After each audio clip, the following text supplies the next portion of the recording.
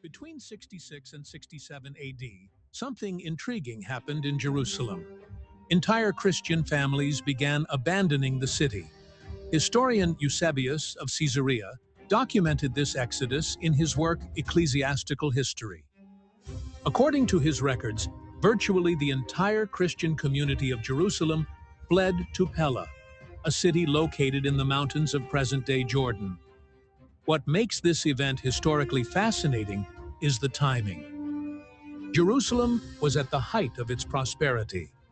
Herod's temple, rebuilt over 46 years, was considered one of the greatest architectural wonders of the ancient world.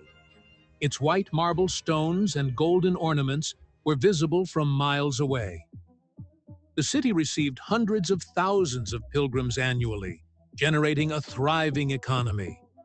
The Christians, however, seemed to have information that other groups didn't possess. They interpreted the first signs of revolt against Rome as a warning to leave.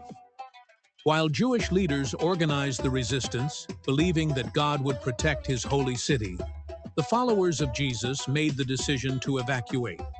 Eusebius reports that this flight saved the lives of the entire Christian community of Jerusalem.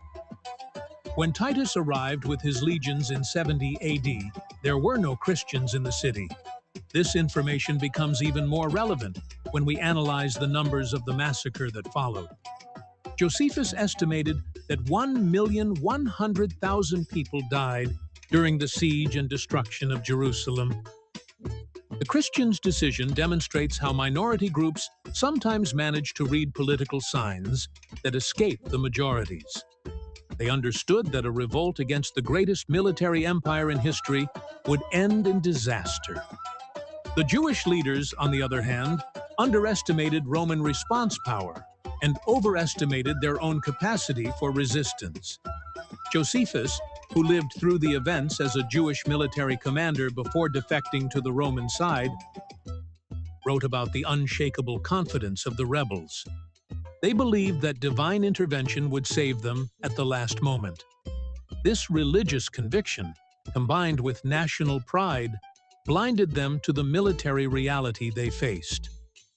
The flight of the Christians later became one of the arguments used by early theologians to explain the definitive separation between Judaism and Christianity.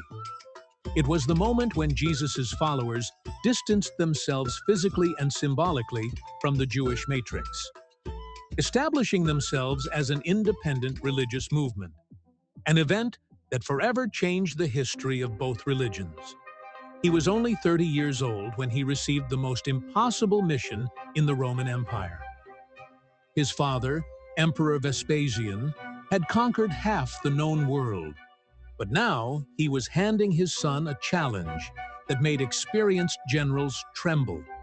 Destroy a city that had never fallen, a fortress that defied the laws of military engineering. Titus Flavius arrived at the gates of Jerusalem in the spring of 70 AD and stood in silence for several minutes.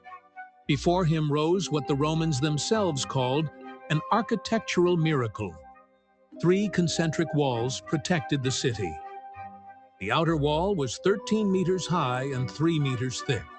The second wall was even higher, and the third, which protected the temple, seemed to have been built by giants. Josephus, who was present as a Roman interpreter, described the young general's reaction.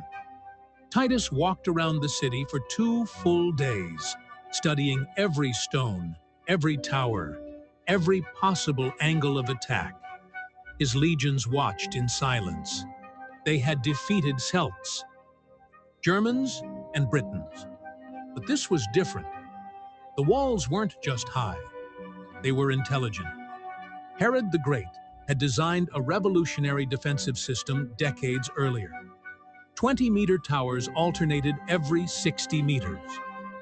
Double gates created deadly traps for invaders, and Jerusalem's very topography turned any attack into a suicide mission. The city sat atop steep hills. On the east side, the Kidron Valley plunged into a 100-meter ravine. On the west and south sides, deep valleys created natural moats. Only the north side offered relatively flat access. But there, Herod had built the Antonia fortress, a wall within a wall, protecting the temple courtyard. Roman military engineers evaluated the fortifications for several days. Their conclusions were discouraging. Conventional catapults wouldn't reach the inner walls due to the topography.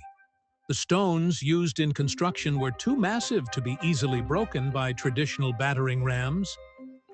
But Titus had something his engineers couldn't see: information from inside the city. Josephus had defected 2 years earlier and knew every weakness of Jerusalem. The greatest wasn't in the walls. It was in the population itself.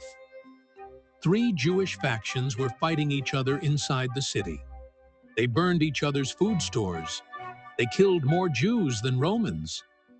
The young general smiled for the first time in days.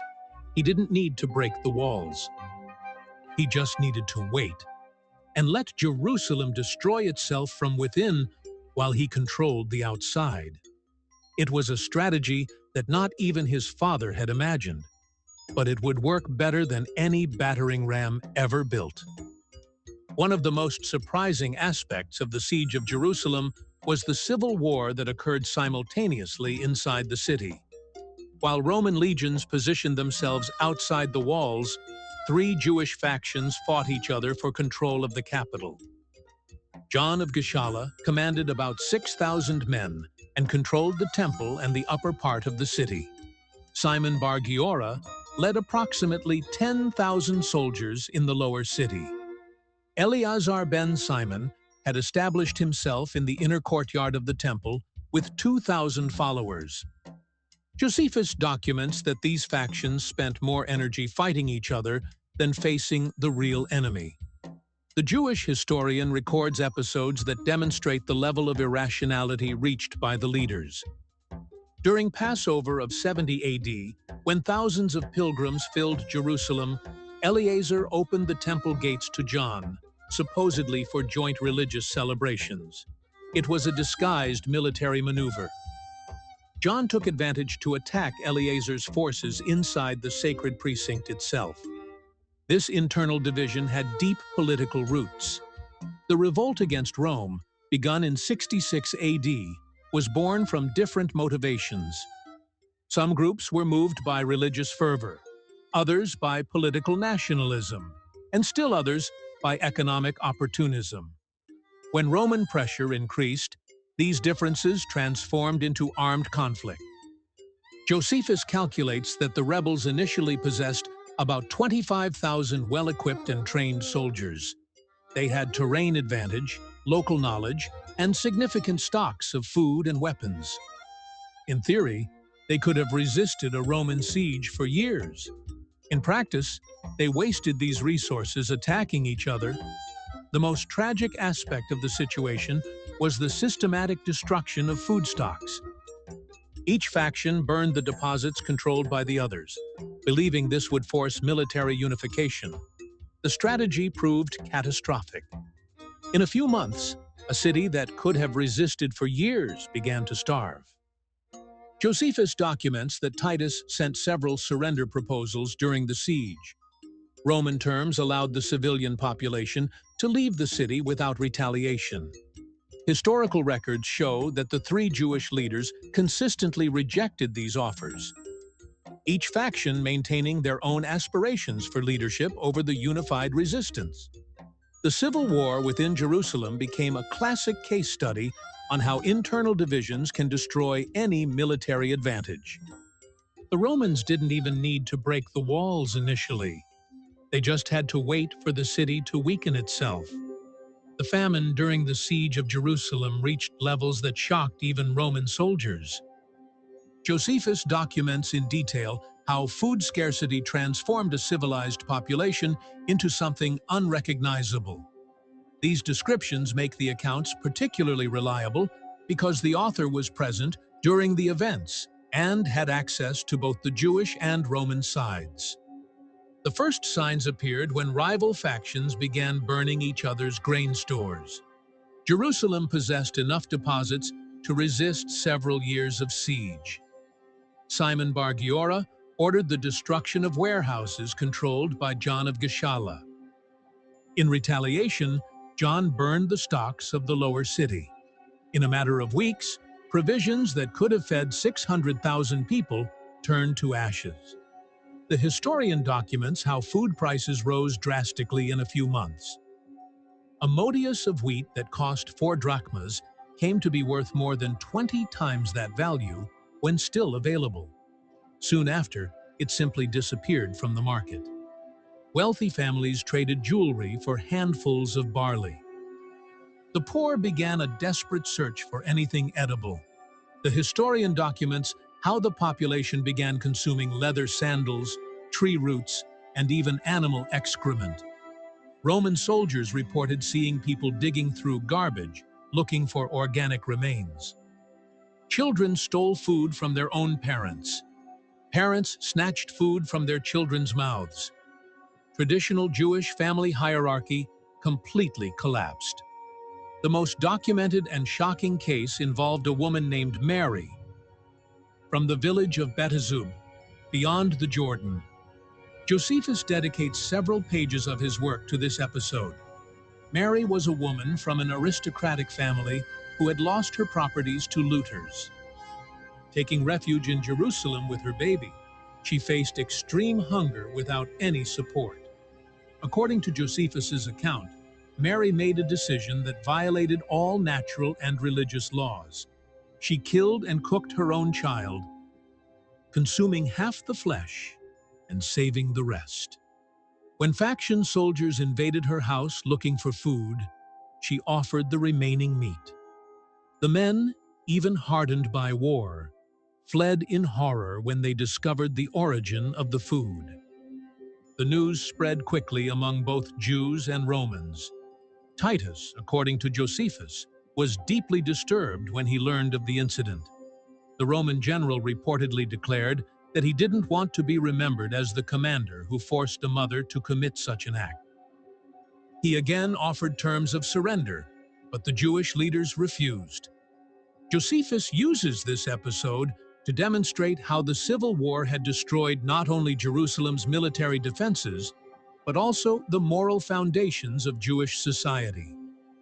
For him, this was the true sign that the city was doomed, not by the force of Roman legions, but by the internal self-destruction that famine had provoked. On August 9, 70 AD, Titus had specifically ordered that the Temple of Jerusalem be preserved. The general wanted to send it to Rome as an intact trophy, demonstrating the superiority of Roman engineering. But during the final battle, something went completely out of control.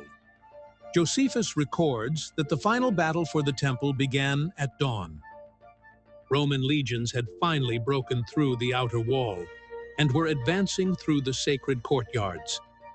Jewish resistance was concentrated in the last strongholds, fighting with the desperation of those who had nothing left to lose. Hand-to-hand combat intensified throughout the day. A Roman soldier from the 10th Legion, whose name Josephus doesn't record, made a decision that would change history.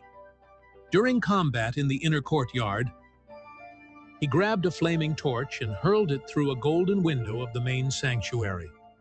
Titus was in another sector of the battle when he received the news. The fire had spread rapidly through the cedar wood and resinous ornaments. The specific date impressed both Jews and Romans present. The 9th day of the month of Av in the Jewish calendar corresponds exactly to the same day that the first temple built by Solomon had been destroyed by the Babylonians 656 years earlier.